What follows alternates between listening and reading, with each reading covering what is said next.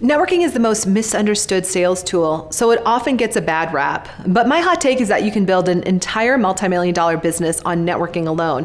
And I'm not talking about multi-level marketing. Keep watching for a fresh look at common misconceptions about networking so you can bring in the money that's being left on the table without it. First, be very discerning where you do your networking.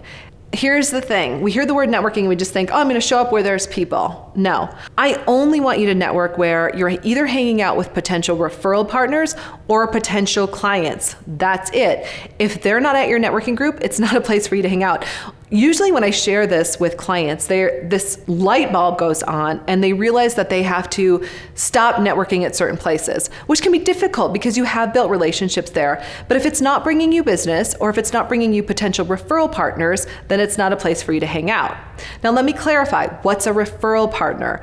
A referral partner is another business that has your ideal clients but it's a different business, right? So that you could refer business back and forth, but you're not competing. That's what a referral partner is. So again, you want to network where either your clients are or your potential referral partners are. And I recommend definitely doing an assessment of the places that you're currently networking to see if that's true or not. And if it's not, don't feel bad. I just wouldn't network there anymore. So when it comes to networking, this is a big one. I do want you to show up to sell, contrary to popular opinion. Popular opinion tells us that networking is not a place to be selling. I can't tell you how many times I've shown up at a networking event and they make an announcement. It's like, just so everyone knows, this isn't a place for selling. This is just a place for networking. What? Then why am I here? Okay. To me, networking is selling because you're always selling yourself, right? From the second people meet you, they're making a decision about whether or not they would hire you if they could, right? Or if they would refer you to someone else. That's all sales. That's all selling. Networking is selling. Networking is always selling. I'm not saying though that, you're exchanging business cards and selling to someone in the moment. That's not what I'm talking about. What I am saying is that when you're networking, you are developing relationships that could potentially lead to a sale or to a referral. And so you want to show up with that in mind. When I used to go to networking events frequently, especially ones where I didn't know a lot of people, my goal was to leave with 3 business cards.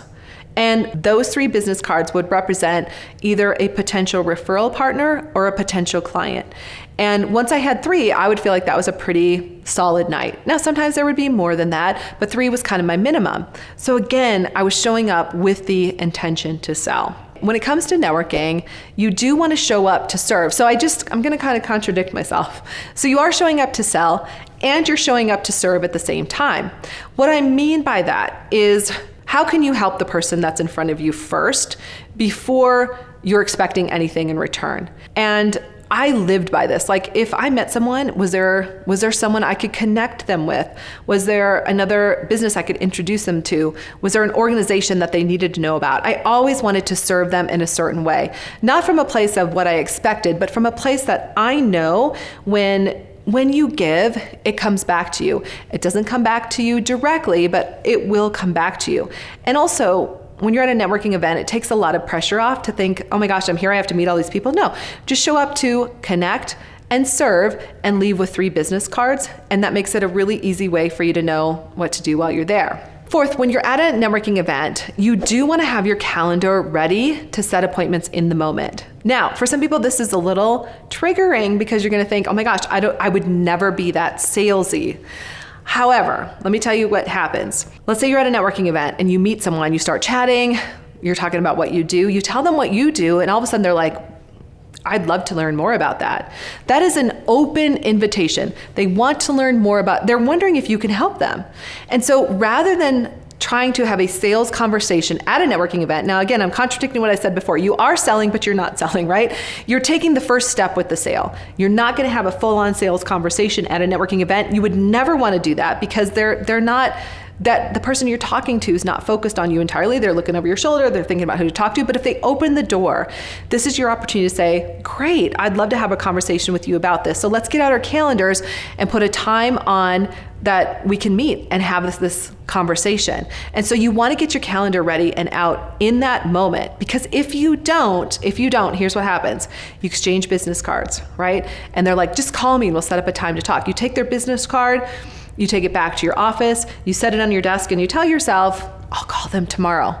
Tomorrow comes, and then you tell yourself, I'll call them this afternoon, but you don't. And then you say, I'll call them the next day, right? And this just continues until pretty soon there is dust on the business card and you don't remember what you talked about. We've all been there. I've been there, right? What I learned is that when you set an appointment in the moment, when they're very interested, usually those appointments stick. You do want to follow up with the people you met, and you can add a personal touch with maybe a handwritten note. So let's say there's some people you met, you have business cards, but you didn't set up an appointment, or it didn't make sense to set up an appointment yet, but you want to stay connected to them. Maybe they weren't one of your top 3. So what's a way that you can have a personal touch? I still believe in a nice handwritten note. It's unexpected in the world today, right? We're in a world of digital communication. We're in a world of texting. So when you take a moment to write a personal note about how you enjoyed connecting with them and that you'd like to get together again, and then you send a follow-up email and maybe send a follow-up phone call, and you decide at some point that you are going to meet, or maybe you're going to see them at the next networking event, this personal follow-up, this personal touch will stick with them. Years ago, I still sent business letters. I haven't done this in a long time. My business has shifted, my role has shifted. But when I was selling pretty full time, I would send business, like professional business follow-up notes if I met somebody at an event, and I would sign them and I would mail them out. And I remember someone getting them, and it was someone who hadn't said they were interested yet, but I thought this could be a potential great client to do sales training with. And I sent the letter. The second this gentleman got the letter, he picked up the phone and he called me and he said, that was the most professional letter I've ever gotten. I would love to meet with you. I hadn't even asked him to meet with me, but that one personal touch opened up the door for him to call me, to pick up the phone and call me to set up the meeting. He called me to set up the appointment, and I got business after that. So don't underestimate the power of the personal touch. Now, I've gotten really creative over the years. This day and age, like I've up-leveled what I would send. In the past, maybe it's a personal note or even a typed note. Now I'd probably send a thing. I might send a book. I'll send something based on the conversation we had that will be special for this specific person. And, I send it from a place of detachment. But I also know that when you reach out and you go above and beyond in that way, that person's going to reach back out to you. And so if you're feeling stuck in the sales process, you don't have to have a big budget for this. You could even send like a $5 coffee card and say, hey, let's grab coffee soon. I'd love to talk to you about X or whatever it is. Makes a big difference in their willingness to connect with you. Finally, one of my favorite do's in the world of networking, especially when you're ready to up-level your networking, is to serve on the board of your networking groups. So this can look like, in the beginning, maybe you serve as a hospitality chair. Hospitality is lots of fun because it means you get to meet all of the new members. You probably get to put socials together. You're kind of like the person that greets everybody, so you get to know everybody. And that's a wonderful way to build relationships and make connections. Over time, I highly recommend stepping into higher leadership roles. I loved serving as the president of the networking groups that I was in. I think I've served, as the president of most of the networking groups that I was in because one, I wanted to give back to the group. Two, I love to lead. But three, it was a phenomenal way to develop a closer bond with the people who were also serving on the board. And I can tell you that to this day, I still have relationships with the men and women that I served with on those boards. So if you're in a networking group, I highly recommend getting on the board, getting to know the board, and serving in that way. It's a great way to give, and I guarantee that you'll receive more business and you'll develop long-term relationships that will serve you in ways that you can't even imagine. I hope you enjoyed these tips on networking, because next up, we're going to talk about how social media marketing can help your business grow too. And remember, your 2X is waiting for you too.